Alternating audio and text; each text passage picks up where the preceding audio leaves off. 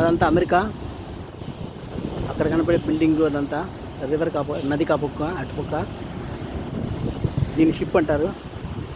ఆ షిప్లో వచ్చింది ఇలాంటి బోట్స్ వచ్చింది. ఒక 50 దాకా బోట్స్ వచ్చాయి, డిశ్చార్జ్ అవుతున్నాయి.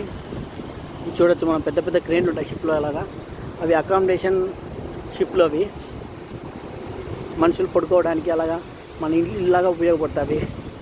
ఇది కెనడా అంటారు దాన్ని. ఇది మన షిప్పు.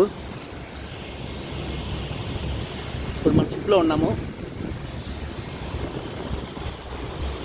షిప్లో దీన్ని బిట్ అంటారు, దాన్ని పెనామా హోల్ అంటారు.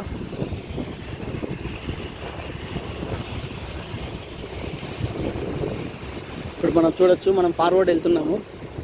క్రేన్ పార్క్ చేయడానికి పైకి వెళ్ళాడు అతను. ఇప్పుడు మనం నెంబర్ 1 హ్యాచ్లో ఉన్నాము. మా షిప్ మొత్తం మొక్కజొన్నలు లోడ్ చేస్తున్నారు. చూడొచ్చు, ఇదంతా మొక్కజొన్నలు అలా పడుతూ ఉంటాయి. ఇది 1వ హ్యాచ్. ఇది నెంబర్ 1 హ్యాచ్. నో స్మోకింగ్, అంటే స్మోక్ చేయకూడదు ఇక్కడ డెక్లో. ఎందుకంటే హైడ్రాలిక్ లైన్స్ పడి ఉంటాయి, ఏమన్నా ఆయిల్ పడి ఉంటుంది కాబట్టి ఫైర్ అయ్యే ఛాన్సెస్ ఉంటాయి. కాబట్టి అలా చూడొచ్చు, అలా స్కూటర్స్ అలాగా వస్తూ ఉంటుంది కార్గో. ఇప్పుడు ఆల్మోస్ట్ వాళ్ళు అర్థం ఫుల్ అయిపోయింది. ఇది హోల్డ్ చూడొచ్చు, ఇదంతా మొక్కజొన్నలు. ఇది కార్గో హోల్డ్ మంది. ఇదంతా ఫుల్ అయిపోయింది. ఇదంతా సిస్టము.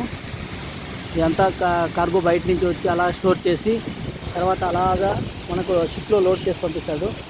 మన షిప్లో వచ్చింది ఇప్పుడు 35,000 టన్నులు మొక్కజొన్నలు లోడ్ చేస్తున్నాము. మొక్కజొన్నలు లోడ్ చేస్తున్నాం. ఎందుకంటే యూఎస్ కెనడా ఈ పక్క ఈ ఫ్రెష్ వాటర్ ఎక్కువగా ఉండటం వల్ల అగ్రికల్చర్ పర్పస్ బాగా చేస్తారు. బాగా చేయడం వల్ల తక్కువ రేటుకి వస్తాయి. ఇక్కడ తీసుకొని వేరే దేశాలకు ఎత్తుకొని వెళ్తారు. ఆల్మోస్ట్ ఆల్ షిప్పుల్లో వచ్చింది ఒక 80% కార్గో ట్రాన్స్పోర్టేషన్ మొత్తం అంతా షిప్పుల్లోనే జరుగుతుంది. ఇది మనం చూడొచ్చు. మనం ఒక నెల 2 నెలలు 15 రోజులు అలాగా డిస్టెన్స్ బట్టి షిప్లో డే అండ్ నైట్ సెయిలింగ్ అవుతూ ఉంటాము. సెయిలింగ్ అంటే పోతూనే ఉంటాము, షిప్ ఆగదు. మేము ఏబీలు అంటే కొద్దిగా కష్టంగానే ఉంటుంది, కానీ డబ్బు పర్లేదు, బాగానే సంపాదించుకోవచ్చు. దీన్ని హ్యాచ్ అంటారు. ఇంత పెద్దదిగా ఉంటుంది. ఒక 30 మీటర్ల పొడుగు, ఒక 25 మీటర్ల వెడల్పు ఈ హ్యాచ్ ఉంటుంది. తర్వాత చూడొచ్చు, ఇలా లోడ్ చేస్తారు షిప్లో.